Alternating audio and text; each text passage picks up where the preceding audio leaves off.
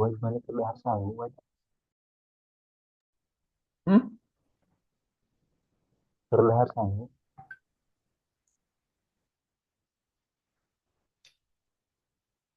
Makan pir.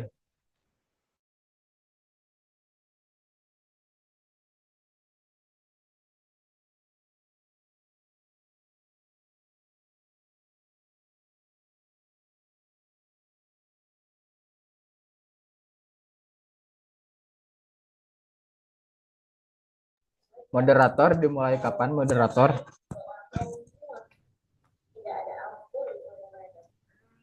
Bentar lagi ya. Bentar, dari Miss Fitnah belum ada. Oh iya. Yang room Miss Fit juga belum mulai. Ya, semuanya bertemu saja sama moderator. Ya.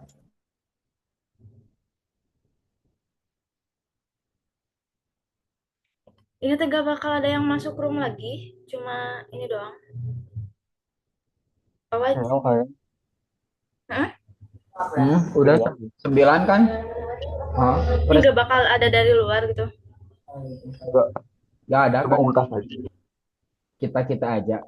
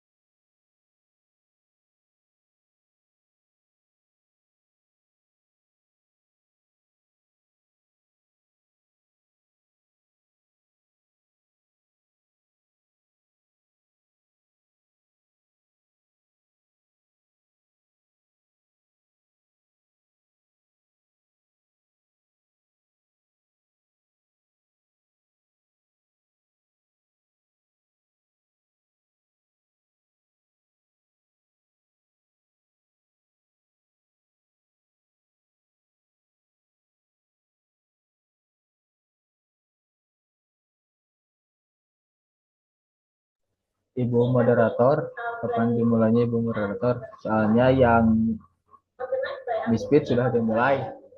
Yuk. Dari room 3 juga udah katanya. Wait.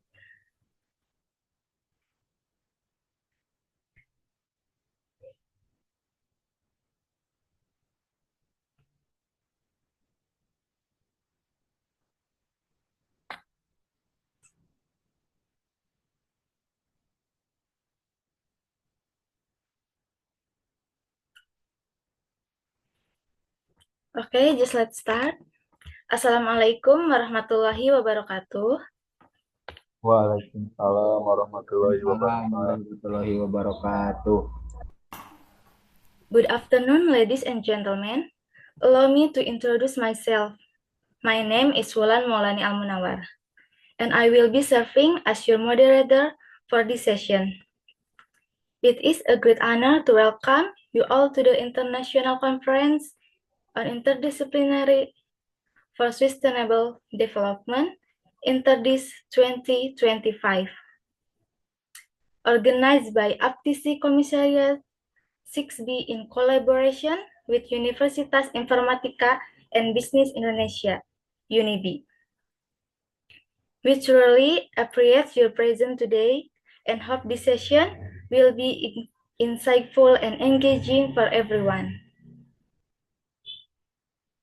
Ladies and gentlemen, before we begin, I would like to briefly introduce our distinguished speakers for this session. For our first speakers, we have Muhammad Fahmi Abi Jamali from the Information Technology Education. Then there is Farid Taufik Nugraha from Information Technology Education. There is Nita Yulianti Hardiantin from Nursing. Then there is Nandita Anissa Putri from the Early Childhood Education Teaching Education. RC Nurhaliza from Elementary School Teacher Education. Nuraini Latifa Julfa from Guidance Counseling. and Dias Galih Dwi Pangestu from Mechanical Engineering. Before the presentation begins, I kindly remind all participants to maintain order and keep microphones mute during the presentation. Post your question in the chat box or use the raise hand feature. Participate actively during the Q&A session after each presentation. Your cooperation will ensure a smooth and productive session. Without further ado,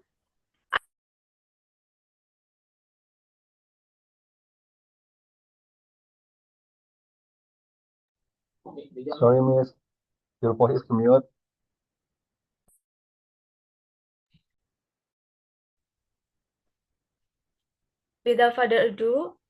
I'm pleased to invite Fahmi Abijamali to present their topic titled Digital Transformation of Mail Administration. Development of a website post internal mail information system. The presentation will last approximately 10 minutes, followed by a Q&A session with a maximum of 2 questions or 5 minutes. Muhammad Fahmi, the floor is yours.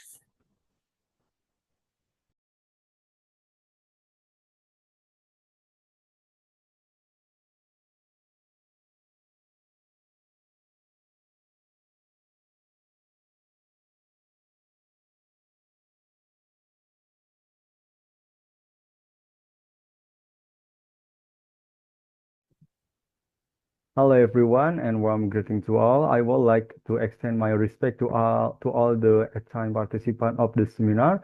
It is very pleasure to be here on this joyful occasion, and I am grateful that we are all in good health.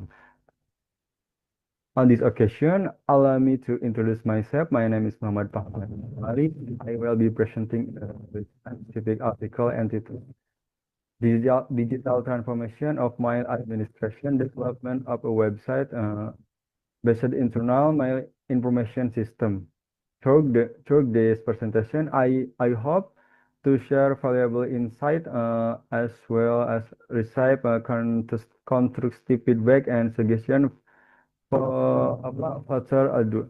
Let us begin with the background on this article. Information technology continues to develop, but the verification process at UMTS is still manual without a based system, making it inefficient, untrusted, and often causing problems. First, slow outgoing mail distribution and risk of loss or damage to physical documents. And the main objective of this project are first to make it easy for users to create outgoing letter and to speed up and simplicity to process of creating outgoing letter.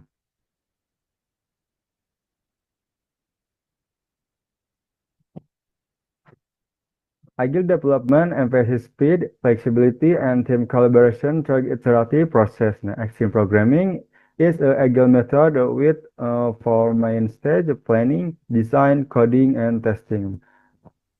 On stage planning, define system requirement and objective with the user.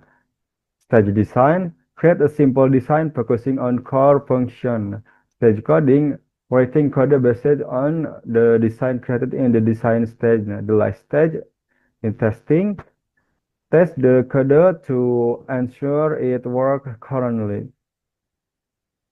Result and discussion and the UMTS letter information system was development to support a more efficient letter submission process. This project has product achievement defined into three categories: concrete result, ongoing result, and recommended result. Concrete results like successful login according the user can submit a letter for letter submission by the user. Admin can verify the letter. Ongoing result like as whether the website is finished or not. recommended results. If there are recommended from the user, they are can added. Before the implementation, the letter submission process was carried manually with an average time of 14 minutes. We can see in the table before implementation and activity, time, and description. 14 minutes, 43 seconds, not including the long question. After training and use of the UMTAS letter website, an evaluation was carried out. An evaluation was carried out using the time and motion study. We can see in the table after training and use of the letter website, activity, time, and description. 52 seconds. The process is much faster than manual. Thank you for your attention.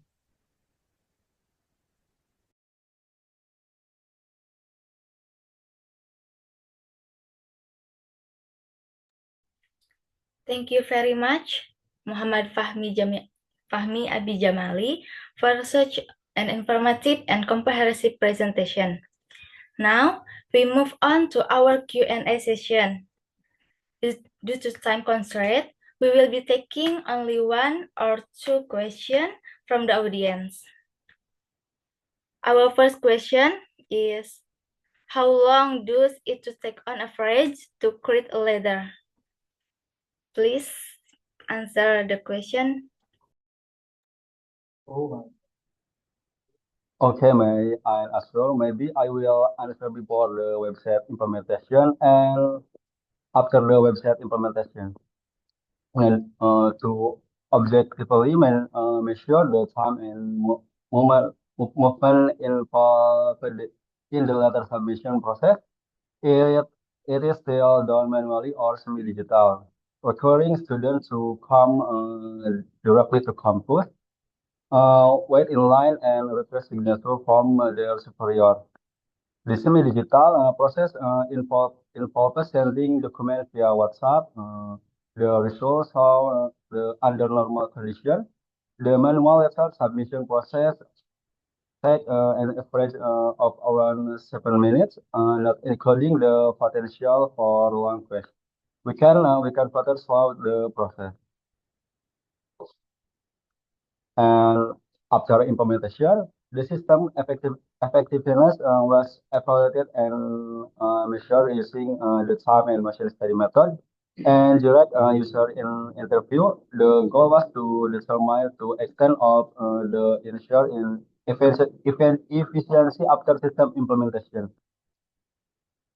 During this evaluation session, students and administrators were given to opportunity to try out the UMTAS letter system firsthand, including login and submitting letter and having them verified by the administrator. During the activity, the time requirement for user to complete one digital letter submission, especially was recording.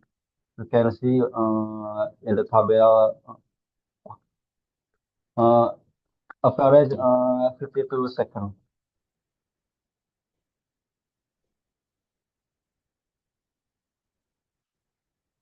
You understand? Thank you so much, Fahmi Abi Jamali, for both the presentation and your insightful answer. Ladies and gentlemen, let us now continue with our second presentation.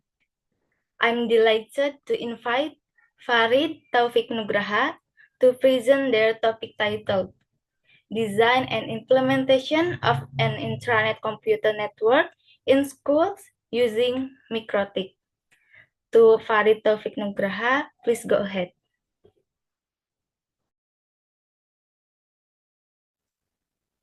Good morning, ladies and gentlemen. It is a great pleasure to have the opportunity to present my work entitled Design and Implementation of an Intranet Computer Network in School Using MikroTik. In this presentation, I will share the background, objectives, methodology, and result of developing an intranet network design to enhance the efficiency of digital learning in a school environment. This project focuses on using MikroTik device as the main network management solution, aiming to provide stable connectivity, optimize bandwidth allocation, and secure access for both teachers and students. For the first, I would like to move to introduction. As we know that the development of information and communication technology has had a great impact of the world of education, encouraging the use of computer and gadget to facilitate access to learning. One form of utilization is the implementation of intranet networks in school. Intranet is a small-scale computer network within an organization that allows internal communication and collaborating using internet protocols. And Emma Al-Rahman, as an educational institution committed to improving the quality of learning, still face obstacles in network infrastructure that has not been integrated. Currently, networks are only available in computer labs and rely on ISP modems, so they don't cover the entire classroom. This hinders access to online learning media, CBT application, and collaboration between students and teachers. The purpose of this research is design and implement an intranet network that cover all school areas and improve the network stability through bandwidth management. MikroTik Router OS is a Linux kernel-based operating system that is specifically intended for MikroTik routers device, but can also be installed on PC device and turned into a router or server. With MikroTik, we can manage everything in network development, for example, such as construction of hotspot, bandwidth management, or user management. And as we know that QoS, or quality of service, is a mechanism in computer network that is used to regulate and guarantee the quality of service in data transmission. QoS aims to ensure that a particular application or service gets appropriate priority and network resource, especially for applications that require stability, such as video streaming, VoIP or voice over IP, and online gaming. And in this research, use the research and development method with the NDLC, or Network Development Lifecycle development model, which includes the stage of analysis, design, simulation, implementation, monitoring, and management. The implementation used a combination of wire and wireless media, as well as MikroTik device as bandwidth management controllers. For method, in this research applies the research and development, or R&D method, which aim to develop and implement an intranet network system in the school environment. R&D methods are used to produce valid and effective product through a systematic research process, as well as repeated testing. In the context of computer network development, this approach includes several stages, namely for the first is identification of user, for the second is design and development of network solution and testing the effectiveness of network, and fourth is system improvement based on evaluation result. As a development framework, the network development life cycle is used, which includes the stage of initiation, planning, analyze, design, implementation, and maintenance. This model ensures that the network build can meet the functional needs of user, has operational reliability, and support optimal network performance. The analysis stage is carried out at the beginning, focus on identifying the needs of network system, the problem faced, and the selection of appropriate topologies. The analysis is carried out through direct observation of the condition of the infrastructure and interviews with related parties to obtain comprehensive picture of user needs. The second stage is to design the system to be used. Based on the result of the analysis, a network design was carried out, which included the preparation of topology, bandwidth allocation scheme, and user access planning. This design is visualized using GNS3 software to provide a preliminary representation of the network structure to be implemented.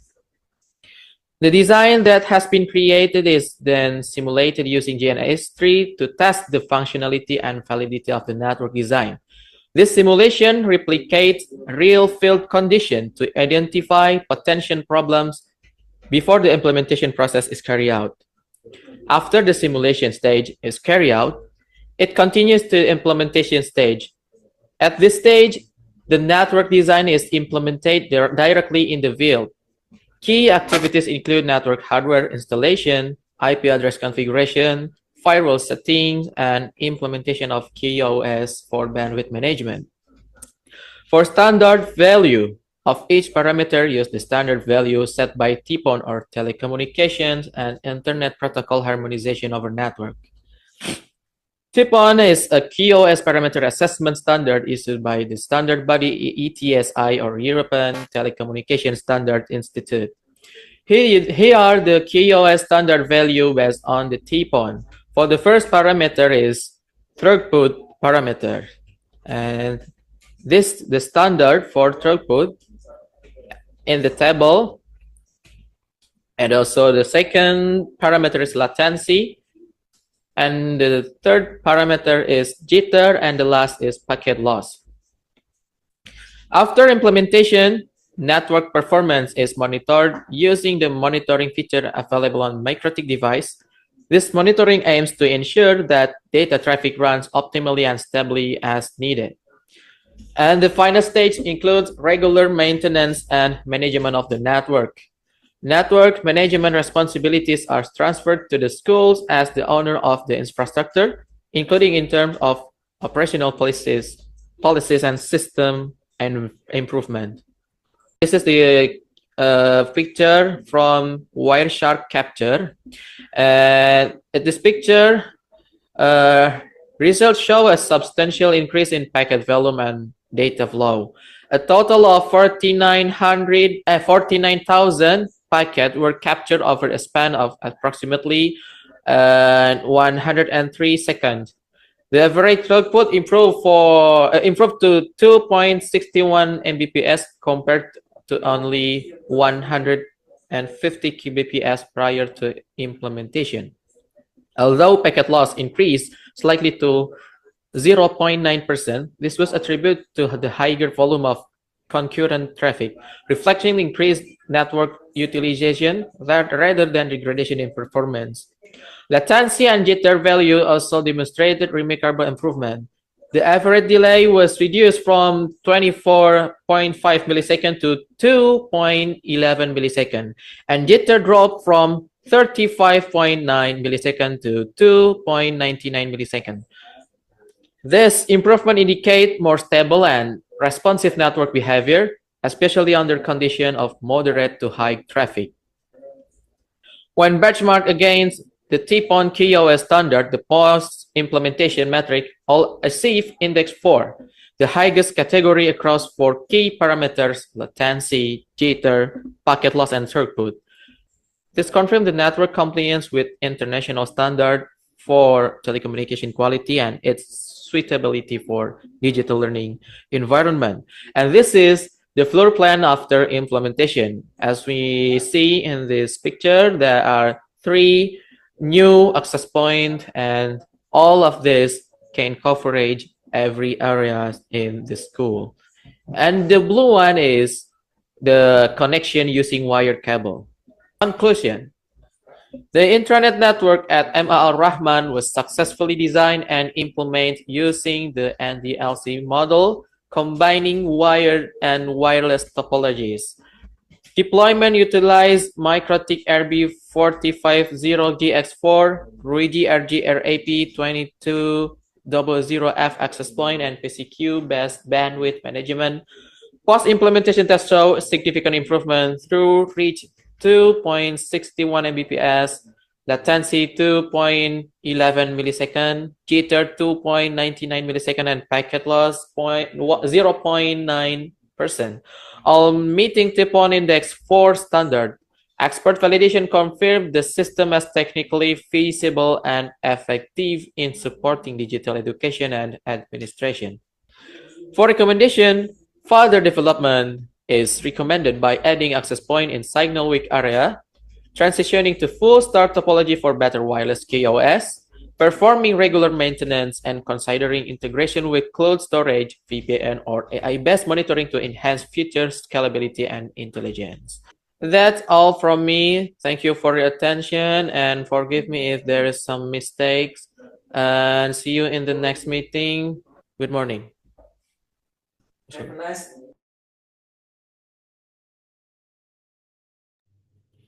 It was indeed a very comprehensive presentation.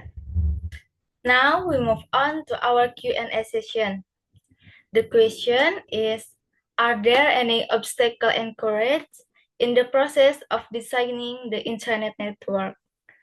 To Farid Taufik Nugraha, please answer the question. Okay, all right. The question is about the obstacle, right? Yeah. Of course, there were several challenges encountered in designing the school's intranet network. The first challenge was the limitation of resource. Yeah, limitation of resource. We faced difficulties in accessing stores that provide various types of networking equipment. Even when available, the store were located quite far away and often lacked complete equipment. And another challenge was the limited availability of internet service provider. Only one ISP covered the area, which raised concern that in the event of a service disruption, there would be no backup connection to restore the school's internet network. And also from human resource perspective, the school also faced difficulties as there were no dedicated personnel specifically responsible for maintaining the network in case of unexpected issues. Maybe the possible solution to address this challenge include conducting regular monitoring and training for the school staff, performing routine monthly maintenance to prevent network failures, and also buy some equipment with e-commerce or online shop. And the last is preparing spare equipment to replace faulty device when necessary. Maybe that's the answer. Thank you for the question.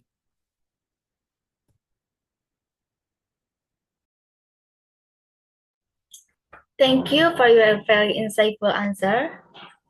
Next, we have our third speakers, Nita Yulianti Haradiantin, with the title Strengthening the Capacity of Integrated Health Service Postcards through MPSS ASI Education and Training. Impact on Prevalence of Toddler Stunting in Tasikmalaya. We invite you to speak up.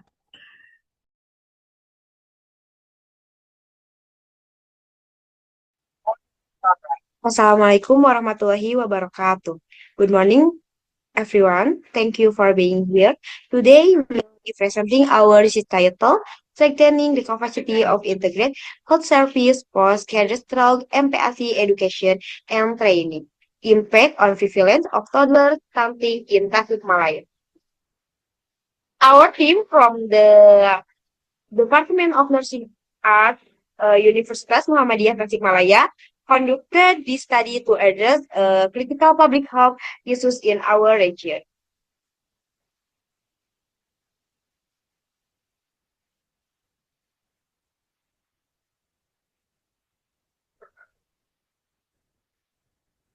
Stunting remains a major health challenge in Indonesia. The study's objective was to measure the effectiveness of a complementary feeding MPASI training program on the knowledge of integrated health service post atau Posyandu cadres. We use a quasi-experimental design with 20 purposefully selected cadres. The training included lectures and hands-on practice. Our findings show a significant increase in cadres' knowledge score from an average of 20.55 to 22.05. This suggests that a combined theoretical and practical training model is highly effective in strengthening the capacity of cadres frontline nutrition educators.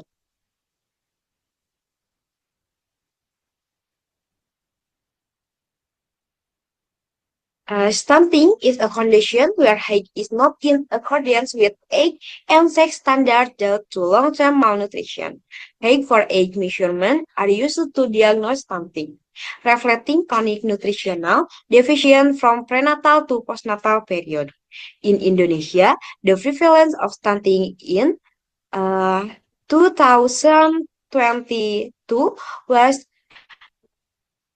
21.6%. West Java recorded a slightly lower rate, 20.2%, while Tasikmalaya reached 22.4%. At Kawal Health Center, the 2023 stunting rate was 19.20% based on VVGBM data. A crucial period for prevention in the first 1,000 days of life where proper complementary feeding plays a key role. Posyandu cadres are our vital partner, acting as a crucial link between health service and the community. They are responsible for delivering health and nutrition information, especially on maternal and child health service. However, despite the informations, many cadres still lack sufficient knowledge and skill in providing MPASI guidance. Our previous research has shown strengthening cadre capacity is essential for improving community nutrition and health outcome, which is the foundation of our study. We conducted a quasi-experimental study using a free test and post-test designed without a control group. Our sample consisted of 20 active cadres from 3 sub-districts within the Kawalu Health Center area. Select based on their willingness to participate and other inclusion criteria. The independent variable was the one-day MPASI training, which was structured using a dual learning method. It combined with a crucial hand-on practice session where cadres learned to prevent a session complementary food menu. The dependent variable was the cadres knowledge, which we measure using a valid and reliable questionnaire before and immediately after the training. Data analysis was performed using SPSS and various sample papers. Our findings demonstrate a clear and statistically significant improvement in the cadres knowledge. Free test mean score. The average knowledge score before the training was 20.55, a standard deviation of 1.27. Post-test mean score. This score increased to an average of 22.05 with a standard deviation of 0.99 directly after the training. The statistical analysis yielded a p-value of 0.0, confirming that the increase in knowledge was a direct and significant effect of the training intervention. Beyond the increase in the mean score, another key finding was the reduction in the standard deviation from 1.27 to 0.99. This indicates that the variation in knowledge among the cadres become much more homogeneous and uniform after they complete the training. This means that the training not only improved individual knowledge but also helped to standardize the level of understanding across the entire group, which is essential for consistent community education. The significant improvement in knowledge is consistent with similar studies, such as the one by Harlia Putri al. 2023, which also found a significant difference in knowledge after training. In knowledge, this success can be contribute to the dual learning method, which align with cognitivist and constructivist learning theories. Inclusion, a unique strength of our study, not widely applied in other research, was the inclusion of monitoring and monitoring system, and the creation of communication network among the cadres. This added a crucial layer of sustainability, ensuring that the knowledge and skill gained will continue to be shared and reinforced over time.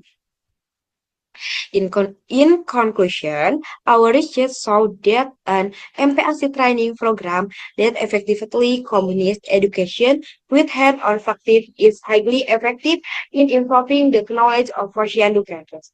This improvement empowered them to provide more accurate and sustainable stunting prevention information to the community, especially to mothers of young children. We strongly recommend that his training model be expanded to other areas with high stunting rate. It is our hope the local government and health institution will integrate this proven approach into their ongoing capacity building program for cadres. Thank you. Thank you. Assalamualaikum warahmatullahi wabarakatuh.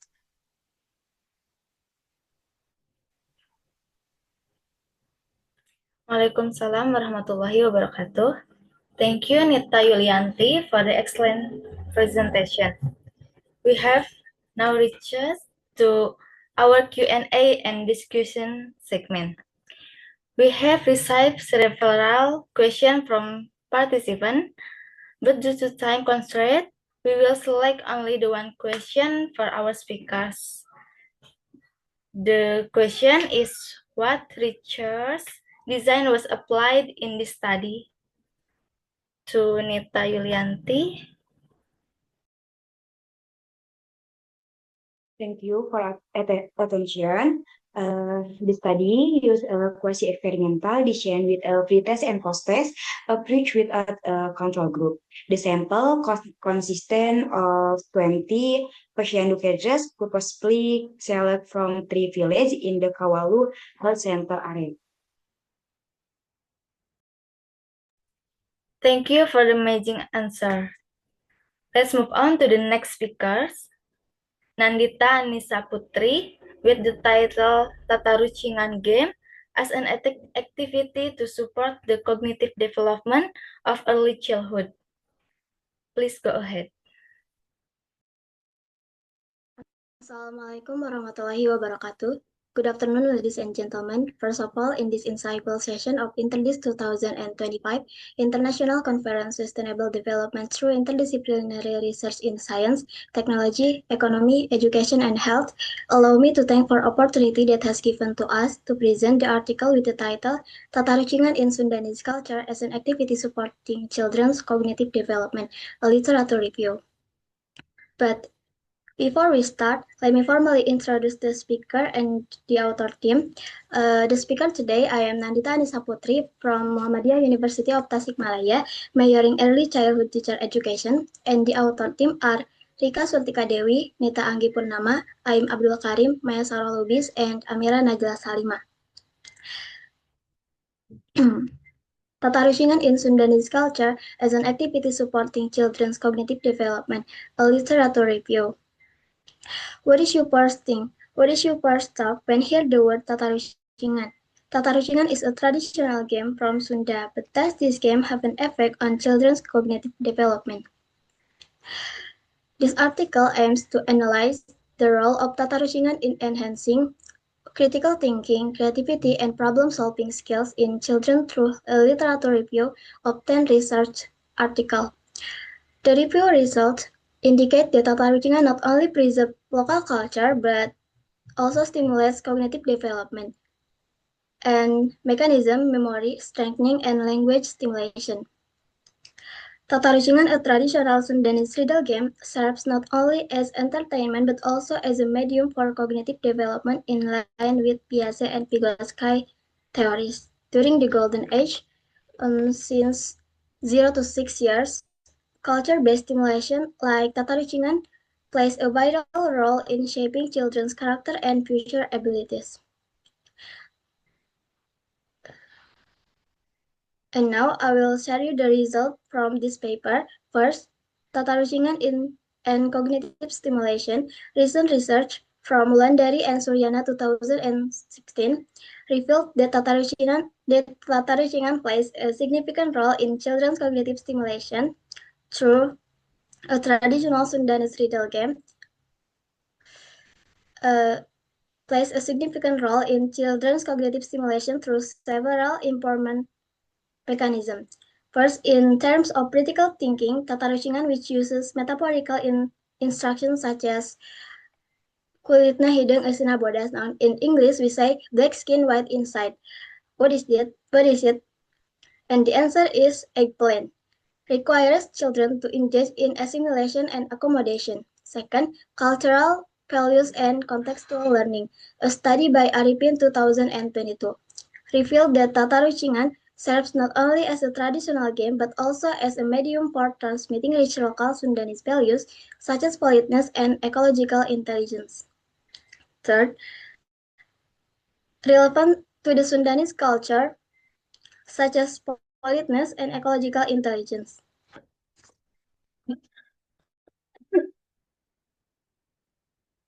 And this is the discussion that integration into early childhood education foster participant and logical thinking while uniting intellectual, emotional, and motor development through culturally grounded pedagogy.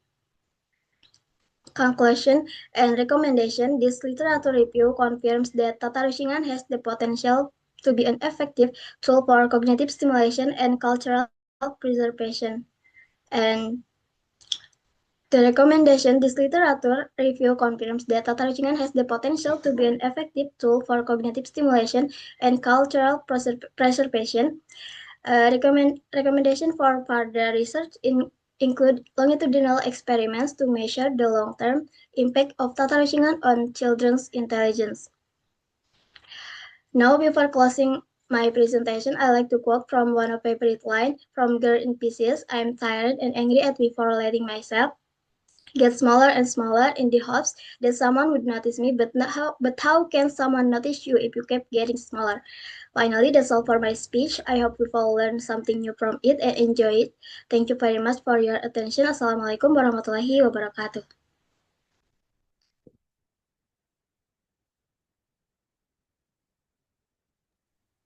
Thank you for your presentation, Nandita Anissa Putri.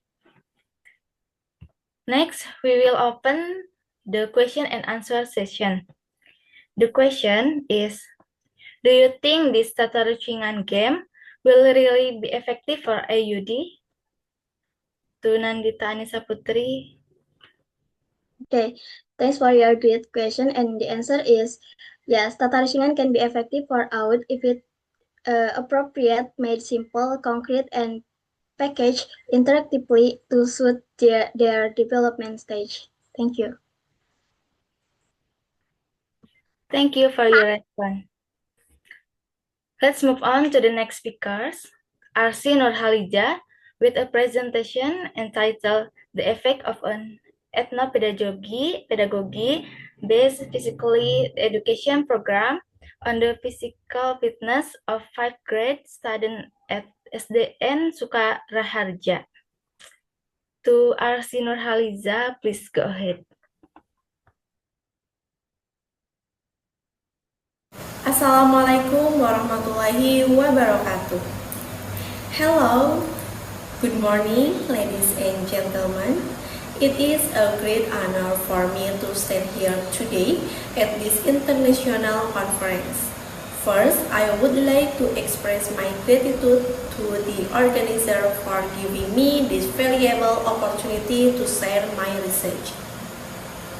Allow me to introduce myself. My name is Arsi Nurhaliza from Muhammadiyah University of Tasikmalaya, Indonesia.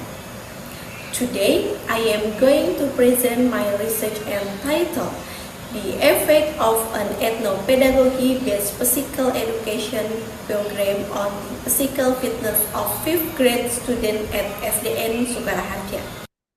Physical fitness in elementary school students is an important aspect that support learning and growth. However, in Indonesia, based on the Ministry of Education and Culture, the level of students' physical fitness is still relatively low, with only 42.27% of students achieving good fitness standards. One of the contributing factors in the use of conventional learning methods, which often do not integrate cultural values. Therefore, in this research, I applied the concept of ethnopedagogy, which emphasizes education rooted in local culture. Ethnopedagogy not only encourages academic knowledge, but also strengthens student socio-cultural aspect. This study used a quantitative approach with an experimental design. Especially, I conducted a quasi-experimental research using the non-equivalent control group design method. The data were collected through pre-test and post-test to measure change in student physical fitness after participating in the program. The results showed a significant improvement in the physical fitness of students who participate in the ethnopedagogic-based physical education program compared to the control group. This indicates that incorporating traditional games and cultural values into physical education not only makes learning more engaging, but also more effective in improving physical health. Furthermore, this approach helps students to stay connected with their cultural identity while at the same time developing their physical abilities. Okay, in conclusion, this study confirms that physical activity through an ethnopedagogy approach implemented in traditional games can serve as an effective learning alternative to improve the physical fitness of elementary school students. This finding provides valuable insights for educators that integrating local wisdom into education can support both health and character development in students. Before I end my presentation, I would like to emphasize that improving students' physical fitness should not only focus on exercise, but also on building cultural values that shape their character. Thank you very much for your kind attention. I am now open to any question or discussion. I think enough. Wassalamualaikum warahmatullahi wabarakatuh. Waalaikumsalam warahmatullahi wabarakatuh. Thank you for your excellent presentation. We are now moving on to the Q&A session. The next question is, what instruments are used to measure student physical fitness? Are these instruments standardized? For Arsi Nurhaliza, please answer the question. Okay, thanks for the question. May I answer? The instrument I used was the Indonesian Physical Fitness Test, or TKJI, for 10 until 12 years old. The TKJI consists of 5 items, 40-meter sprint, hinging elbow bend, 30-second sitting position, vertical jump, and 600-meter run. This instrument is a national standard developed by the Indonesian Ministry of Youth and Sports and has been proven valid and reliable for measuring the physical fitness of elementary school students. Thank you. Thank you for the explanation, Arsi Nurhaliza.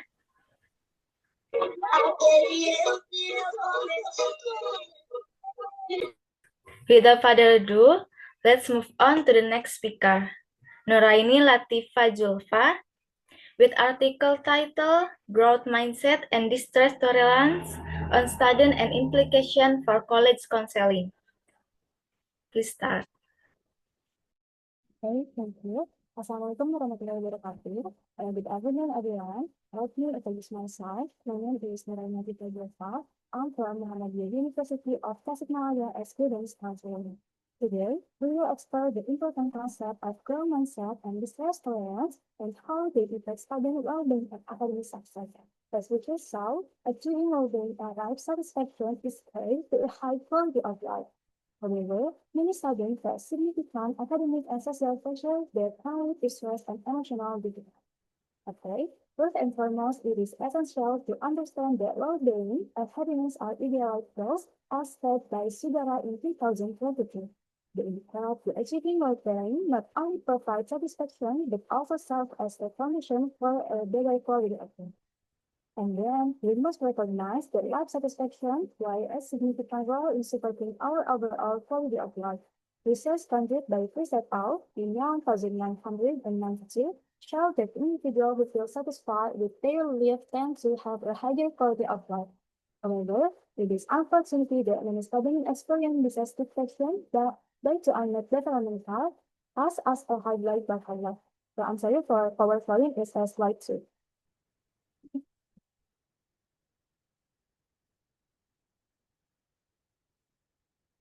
On the other hand, we should also be aware that students often face considerable academic and social pressure.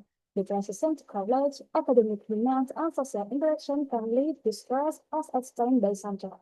If these challenges are not managed effectively, they can result in more serious issues such as distress, anxiety, and even the risk of suicide. Research conducted by Sari in 2019 indicates that studying with acceptance and positive attitudes tends to have a higher life satisfaction. Therefore, it is crucial for us to cultivate a positive mindset and embrace the challenge we face in order to achieve better well-being. Next slide.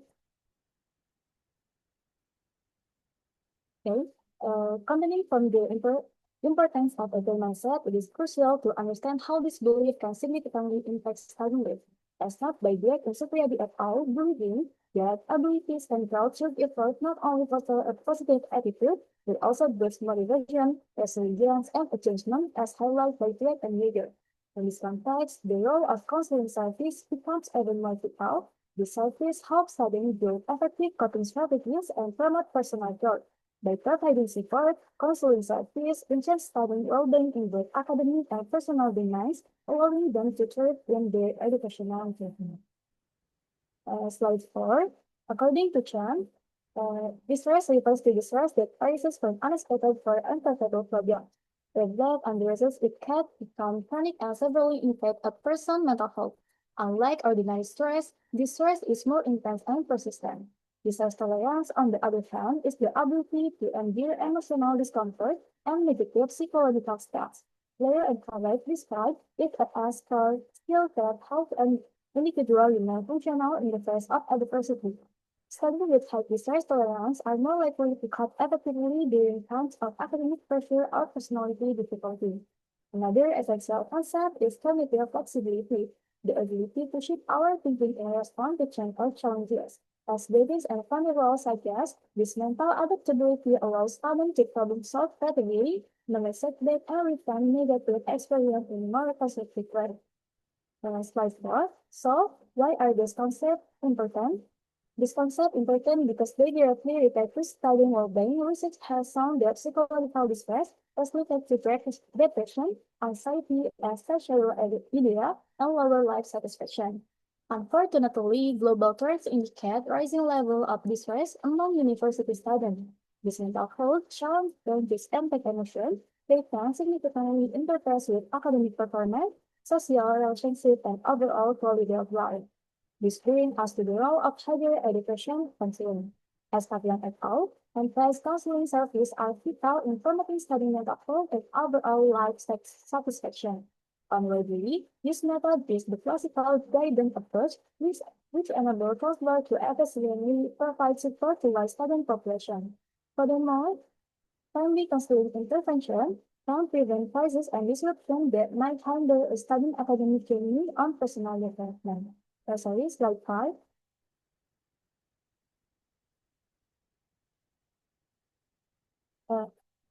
Slide 5. About methods. Okay. The study employ a quantitative approach, a research method that collects and analyzes data based on numerical figure and measurement. This approach aims to describe, explain, and test the relationship between variables using statistical analysis. Thus, this research provides data regarding the characteristic of student mindset and research tolerance. For procedure, quantitative analysis with random sampling technique, and for participants, 2022 cohort of Muhammadiyah University of Tasikmalaya and instrument a low scan mindset scale and resource tolerance scale. Next slide. Okay, this is the result of a study on the growth mindset profile of 2022 students at Muhammadiyah University of Tasikmalaya, focusing on how students view learning, intelligence, and self-improvement.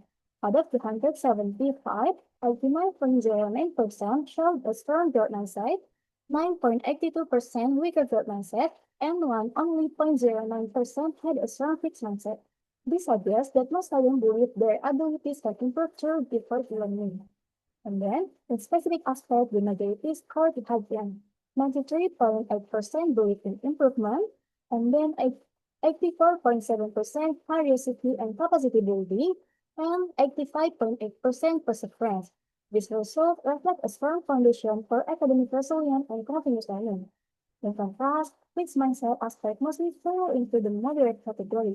53.1% believe in intelligence, 49.8% pessimist, and 46% difficulty believing in capacity.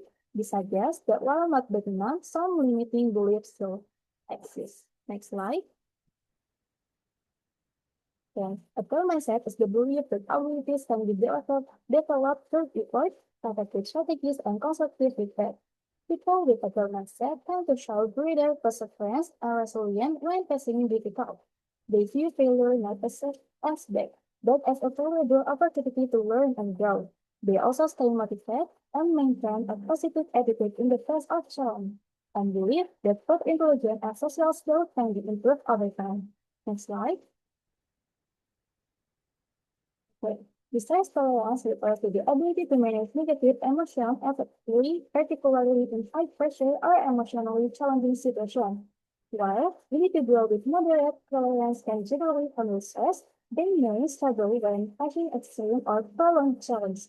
In this case, the author rely on both problem-focused and emotion-focused coping strategies. Importantly, research showed that a higher level of distress tolerance is linked to reduced harmful behavior and increased emotional endurance. So, how does mindset play out in stress management? This is where the concept of a growth mindset becomes highly relevant. Individuals with a growth mindset tend to view stress as a challenge rather than a threat. Because they believe they can improve and adapt, they are more likely to stay calm under pressure and persist through difficult. As a result, a growth mindset affects both stress tolerance and overall quality of life. Therefore, developing a growth mindset not only support academic success, but also strengthen emotional resilience. Given this insight, the role of counseling service in higher education becomes ever more crucial. The services are designed to help students navigate academic, emotional, and social pressure more effectively. Moreover, counseling supports holistic development across personal, academic, social, and career dimensions. And then ultimately the aim is to promote long-term growth and well-being by equipping studying with the mindset and emotional tools they need to thrive. Next slide. The implementation of classical grading service was conducted for the 2022 cohort of students at Muhammadiyah University of Tasikmalaya. This classical guidance program designed to enhance growth mindset and distress tolerance consists of 7 sessions, as well as up to 1 hour. For section 4, per session, belief in improvement, the session focus on helping students understand that abilities and talent can grow to effort, learning, and experience. Activities encourage changing 5 minutes into their own career. And then, Question 2, perseverance. Here, students learn to develop persistence and resilience, emphasizing the importance of continuing effort despite obstacles or failures. And then, specifically, curiosity and capacity development. This session encourages students to stay curious and actively seek knowledge to expand their skills, promoting a proactive attitude toward learning. And then, choosing for tolerance and discomfort. Students practice staying calm and composed in difficult situations, exploring ways to handle challenges like exam failure or peer conflict without quitting. Next slide. Okay. Session 5, Evaluation and Acceptance. This session tells students to objectively assess situations and accept circumstances mindfully, fostering emotional balance without denial or rejection. Session 6, Observation Tendency. Students working on improving focus and managing stress, learning techniques to maintain attention and prevent stress from disrupting daily activities. And last, emotional regulation. The session 7, the final session develops skills for managing emotion effectively, helping students respond thoughtfully while considering the consequence of their action. Reflection, fostering a growth mindset, and strengthening distress tolerance are essential for students to successfully navigate the challenge for college life. Most students in our study already show promising goal-oriented beliefs, but there is still room to address limiting attitude and improve emotional capacity.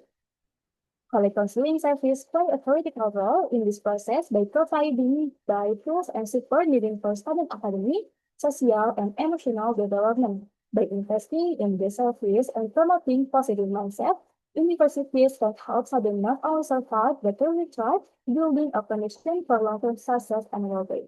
Thank you for attention.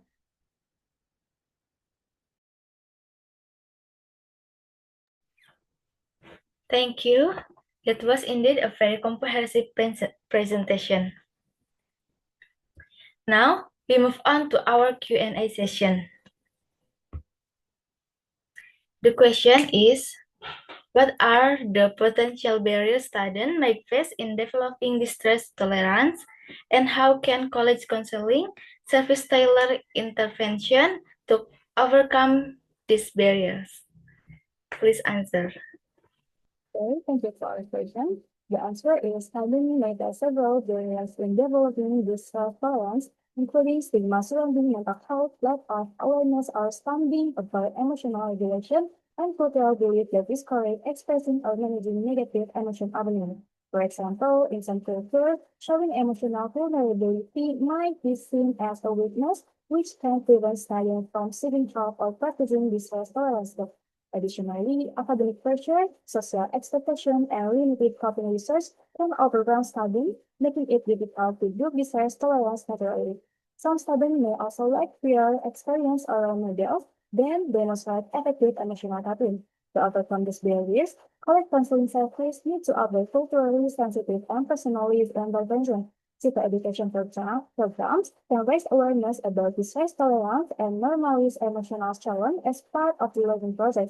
Counselors should create a safe, non-judgmental space to encourage openness, helping students to build trust and feel comfortable sharing their struggles.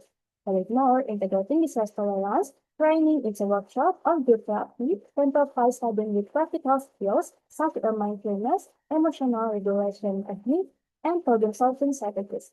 Tailored intervention might also include peer support groups where students learn from each other's experience, reducing feeling of isolation. Finally, online evaluation and flexibility in counseling approach ensure intervention need before students make. Fostering resilience and promoting mental well-being toward their academic grades may be enough for this summer.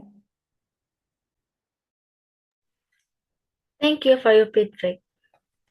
I'd like to invite Dias Galih Dwi Pangestu to present on their topic, Design Camshaft Modification Engine to Change Camshaft Profile on Board Up Motorcycle.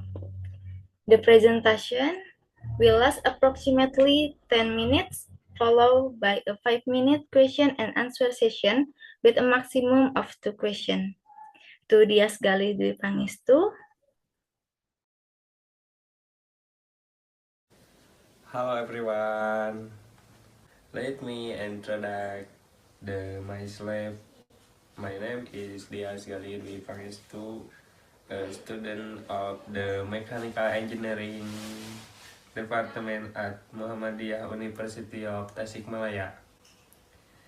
Here, I will present a scientific article as part of an international conference entitled Design of a Camshaft Modification Machine to Alter Camshaft Profile on Burn-Up Motorcycle. Introduction. And that encourages the original piston seat provided by the manufacturer. After the modification, the piston becomes lead. The burn-up process involves several critical engine components. Modification the camshaft profile in a burn-up engine aims to enhance performance after increasing the cylinder capacity.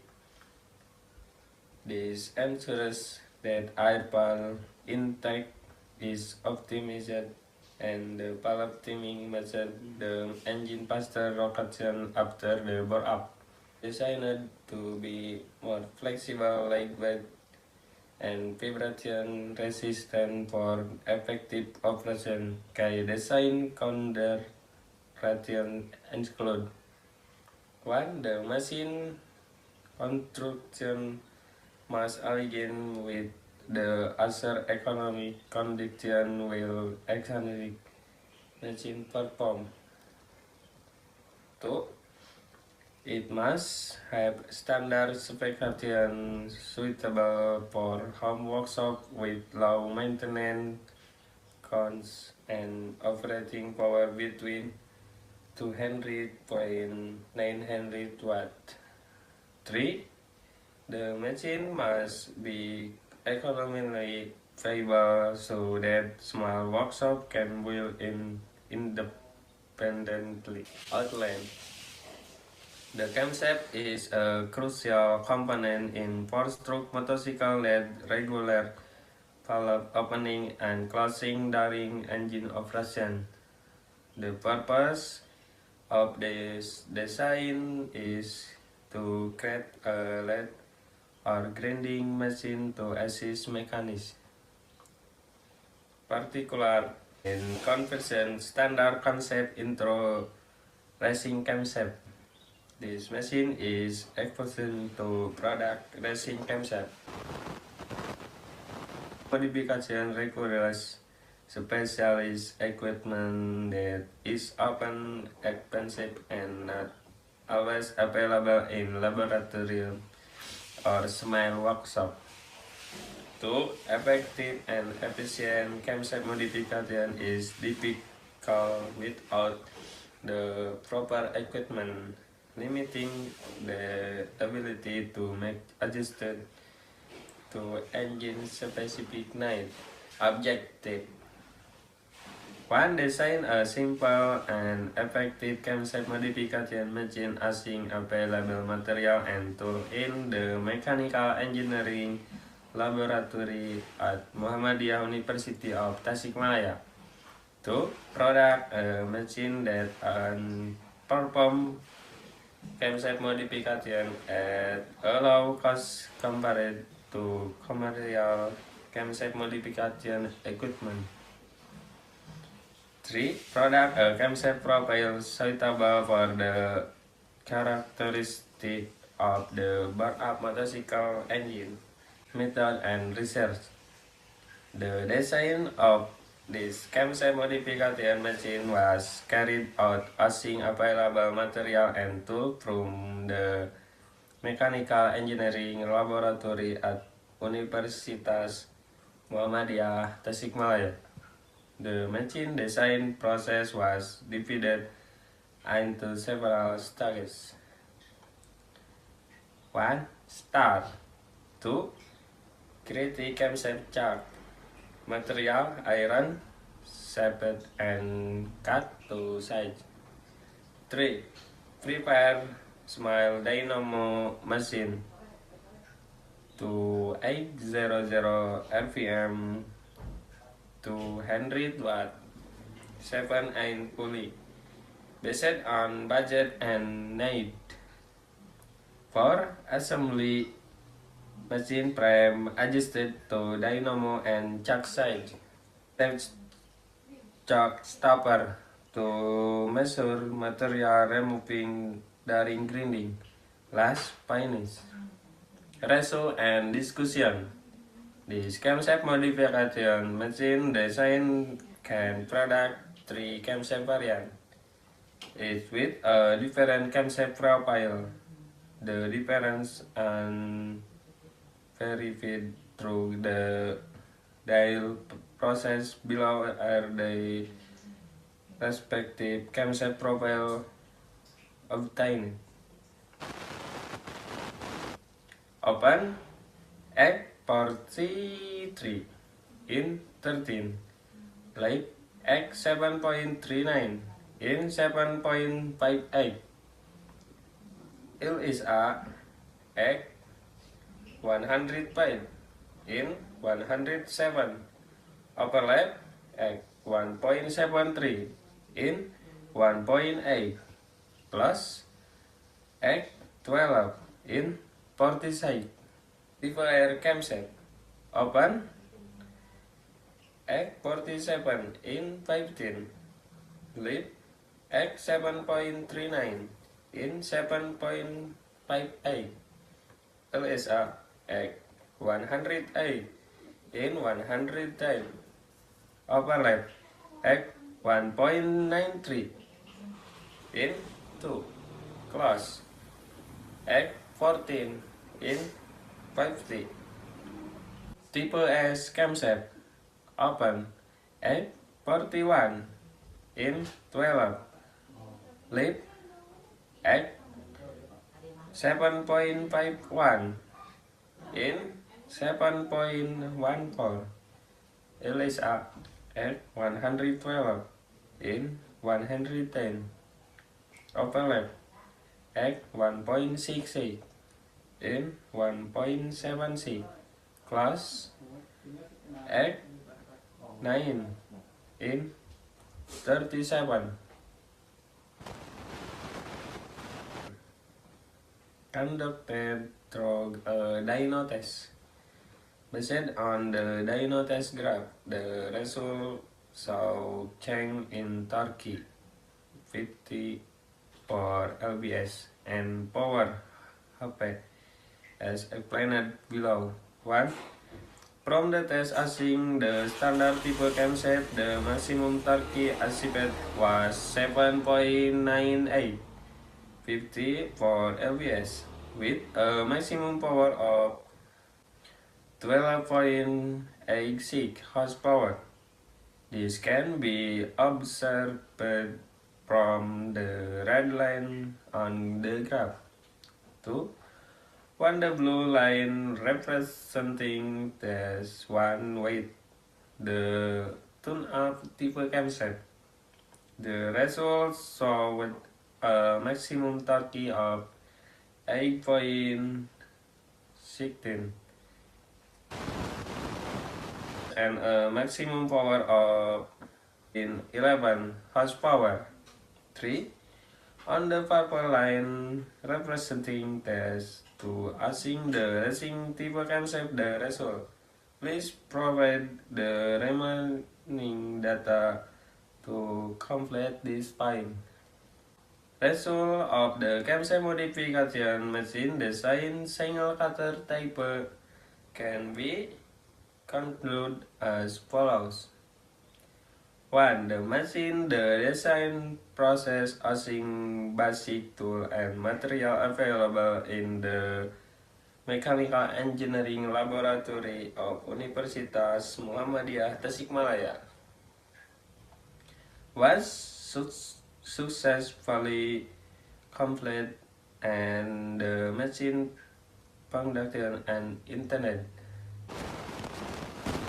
In this design consistent of revolution scrap iron which was maximized to create a simple camshaft grinding machine. It's capable of products and assisting mechanics in modifying the camshaft profile to match the characteristic of a bore-up motorcycle engine. It 6.8 bore-up 0 to 0.1 compression ratio, and asing pertama couple is the racing type camshaft with an intake valve duration of 8 and exhaust valve duration of 2.9. Last, the dyno test result and using the optimal camshaft type racing record a maximum torque of 8.12 by lbs and maximum power of 13.15 horsepower. Thank you, everyone.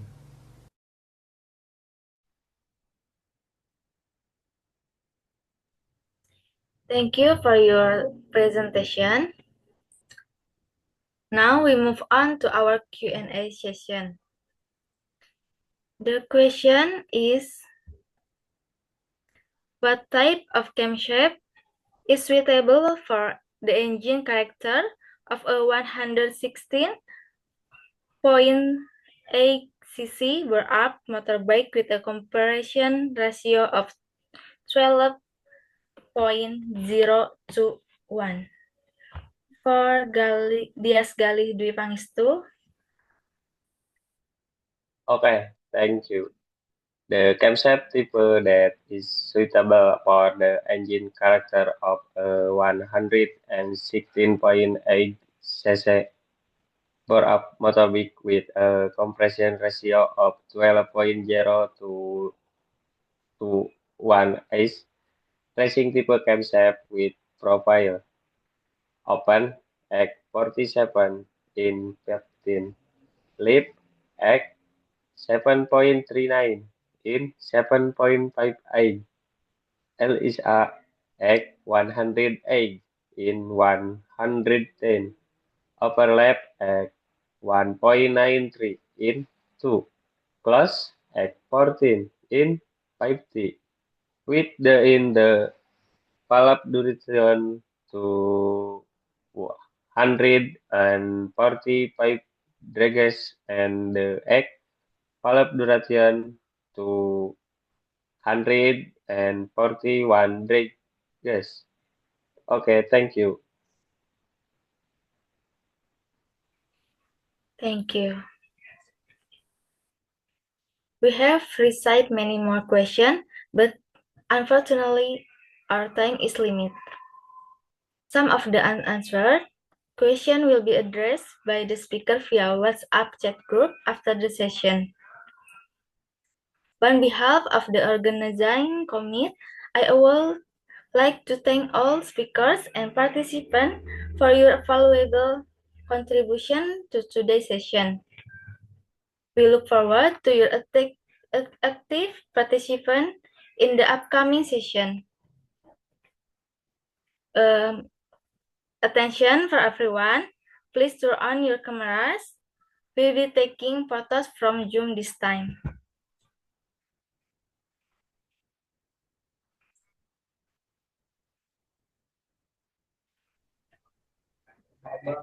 Halo, Kak Arsi, on cam. Oke. Kita dokumentasi dulu ya. 1, 2, 3. Senyum. 1, 2, 3. Ganti gaya. 1, 2, 3. Terima kasih. Okay, thank you and enjoy the rest of the conference. Sebelumnya terima kasih kepada semuanya. Mohon maaf apabila dari kami sebagai moderator dan operator masih banyak kekurangan. Silahkan bisa keluar dari break room. Terima kasih. Wassalamualaikum warahmatullahi wabarakatuh. Waalaikumsalam warahmatullahi wabarakatuh.